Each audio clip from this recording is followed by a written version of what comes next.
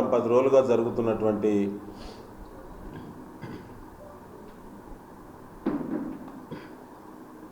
నర్సంపేట మున్సిపాలిటీలో విలీన గ్రామాల సమస్య కానీ,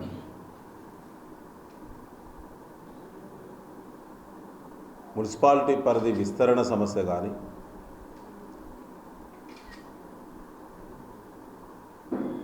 తద్వారా ఉత్పన్నమయ్యేటువంటి నర్సంపేట రూరల్ మండలంలోని ఎంపీటీసీల డీలిమిటేషన్ ప్రక్రియ కానీ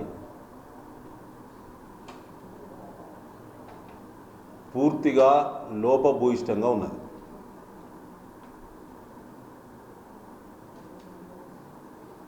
నిబంధనలు పూర్తిగా తుంగలో తొక్కిండ్రు. కాంగ్రెస్ పార్టీ సూచనల మేరకు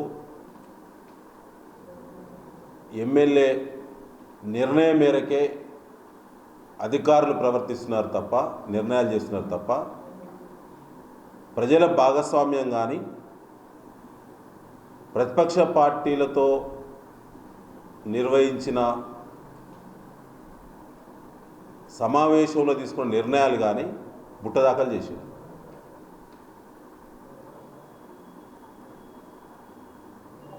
జిల్లా కలెక్టర్ గారి దృష్టికి తీసుకెళ్తే ఇది ప్రభుత్వ నిర్ణయం అని చెప్తున్నారు.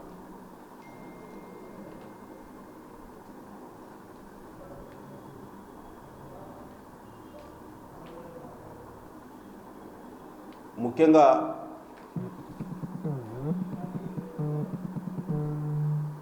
ఈ రాష్ట్రంలోనే అతిపెద్ద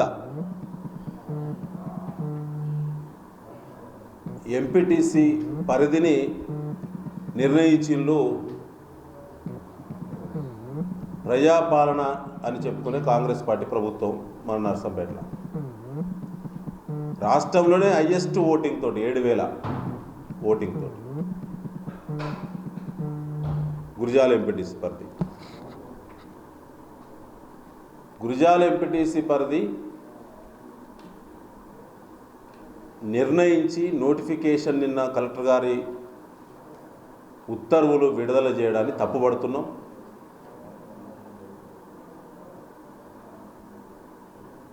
నేను ఎమ్మెల్యేగా ఉన్నప్పుడే పాతముగ్దుపురం గ్రామ ప్రజల యొక్క కోరిక మేరకు ఆ గ్రామ పంచాయతీని తీసుకెళ్ళి ఆ రెవెన్యూ గ్రామాన్ని బైపర్గేట్ చేసి పాతముగ్దుపురం పరిధిని చిన్నరావుపేటలో విలీనం ఆనాడే చేసినాం. ప్రత్యేకంగా గెజిట్ సంబంధించిన అనుమతులు, జీవోలు అన్నీ అప్పుడే విడుదల చేసి అధికారులకు అప్పుడే సర్క్యులేట్ చేయడం జరిగింది. మళ్ళీ పాతముగ్దుపురం గ్రామాన్ని చిన్నరావుపేట పట్టణంలో అంతర్లీనమైనటువంటి పాతముగ్దుపురాన్ని తీసుకొచ్చి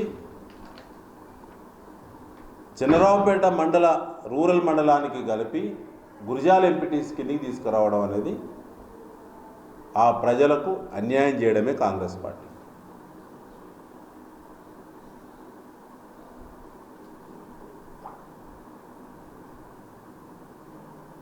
ఇవాళ రెవెన్యూ గ్రామాలను చీల్చేటువంటి అధికారం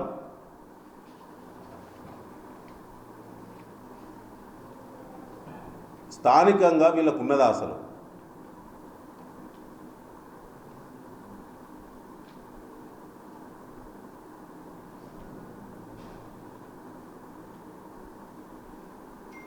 ఇవాళ ప్రత్యేకంగా రాజుపేట 170 గ్రామాన్ని కలుపుతూ గెజెట్ నోటిఫికేషన్ ఒకసారి ఇస్తారు. తప్పైందని చెంపలేసుకొని రాజుపేటను డిలీట్ చేస్తూ మరొకసారి ఉత్తర్వులు ఇస్తారు.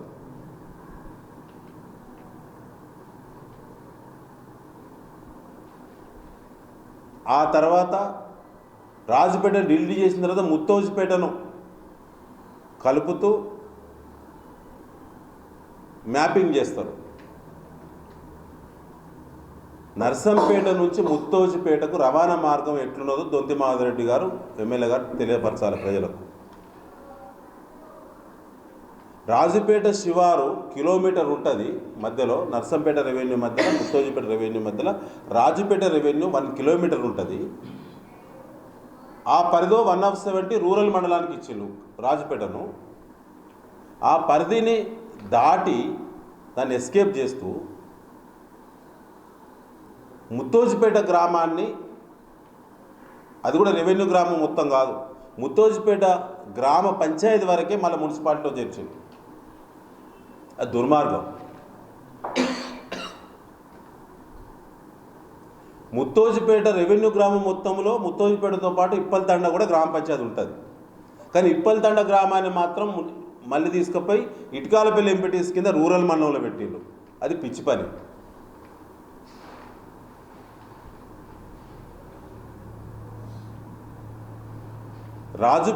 రాజపల్లె ముగ్దుపురం గ్రామాల్లో మున్సిపాలిటీ కలిపిండు. చంద్రాపేట మండలంలో గత ప్రభుత్వం కలిపినటువంటి పాత ముగ్దుపురం గ్రామాన్ని తీసుకుపోయి నరసంపేట రూరల్ మండల పరిధిలో తీసుకొచ్చి గురిజాల ఎంపీటీస్ కింద పెట్టిండు.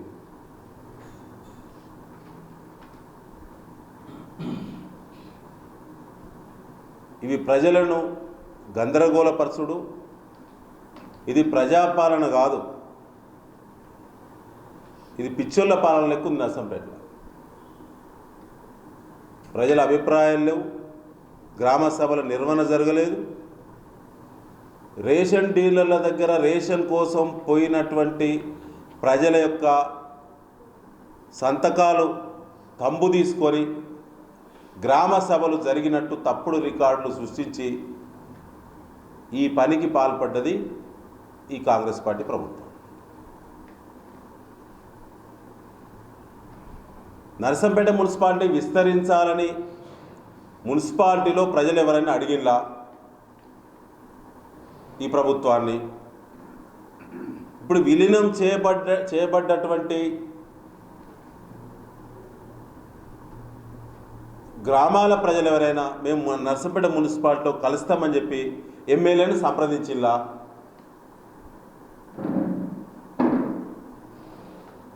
ఇలా వాళ్ళ ఉపాధి హామీ మీద మట్టి కొట్టిళ్ళు,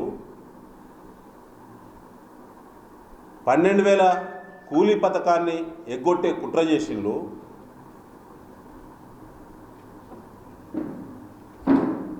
ముఖ్యమంత్రి రేవంత్ రెడ్డి దగ్గర ఉన్నటువంటి మున్సిపాలిటీ శాఖ, మున్సిపల్ అడ్మినిస్ట్రేషను నిధులు ఎక్కువ వస్తాయని చెప్పి దుష్ప్రచారం చేసింది కాంగ్రెస్ పార్టీ. కింద ఈయనకు ఎమ్మెల్యేకు మీద ముఖ్యమంత్రికి వరుసే లేదు, మాట లేదు.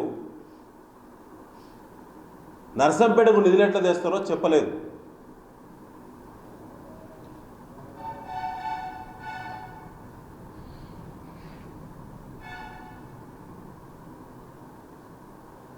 ఇవాళ మున్సిపాలిటీ పరిధి విస్తరణ ప్రతిపాదనలో ప్రజాకోణం లేదు, కాంగ్రెస్ పార్టీ కోణమే ఉన్నది. మిగిలిపోయిన రూరల్ మండలం సంబంధించి ఎంపీటీసీల డీలిమిటేషన్లో పూర్తిగా కాంగ్రెస్ పార్టీ ప్రతిపాదనలకే అధికారులు అనుమతులు ఇచ్చారు. డీలిమిటేషన్ ప్రక్రియను పూర్తి చేయడం జరిగింది.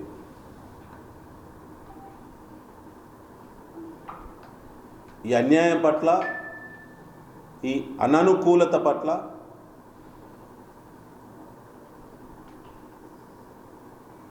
ప్రజలకు అందుబాటులో ఉండాల్సినటువంటి పాలన ఇలా దూరమైనటువంటి నిర్ణయాలు తప్ప ఏమాత్రం ప్రజలకు ఉపయోగం లేదు. కేవలము విలీన గ్రామాల పరిధిలో ఉన్న వేలాది ఎకరాల అసైన్మెంటు, పిఓటి 1/70 ఇతర భూములపై కాంగ్రెస్ ముఠాల కన్నుబడింది కాబట్టే ఈ విలీన డ్రామా.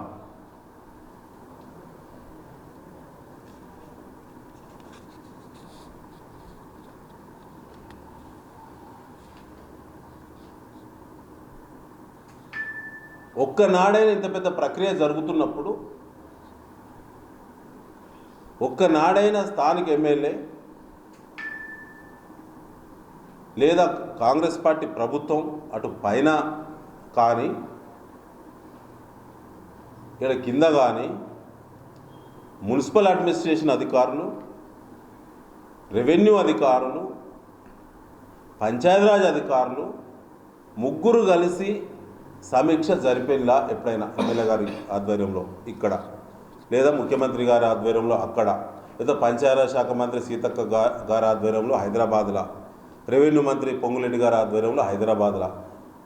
అందుకే ఈ గందరగోళ పరిస్థితి.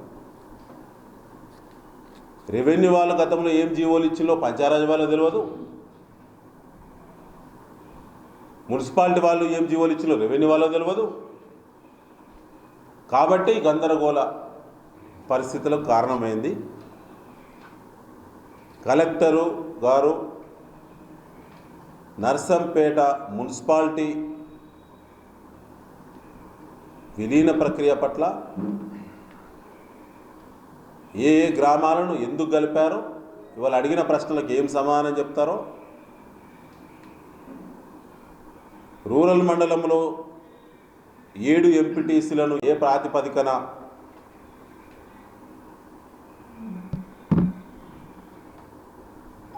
డీలిమిటేషన్ చేశారో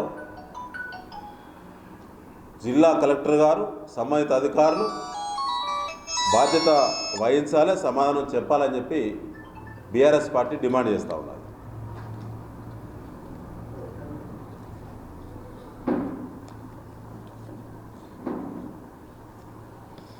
ఇప్పుడు ఈ పరిస్థితులను చూస్తే ఎట్లుందంటే, అసలు మన ఎమ్మెల్యే గారు అధికార పార్టీ ఎమ్మెల్యేనా, మన ఎమ్మెల్యే గారు ప్రతిపక్ష పార్టీ ఎమ్మెల్యేనా, మన ఎమ్మెల్యే గారు అధికార పార్టీలోని అసమ్మతి ఎమ్మెల్యేనా అనేది అర్థం కాని గందరగోళ పరిస్థితుల పాలన జరుగుతూ ఉన్నది నర్సంపేటలో.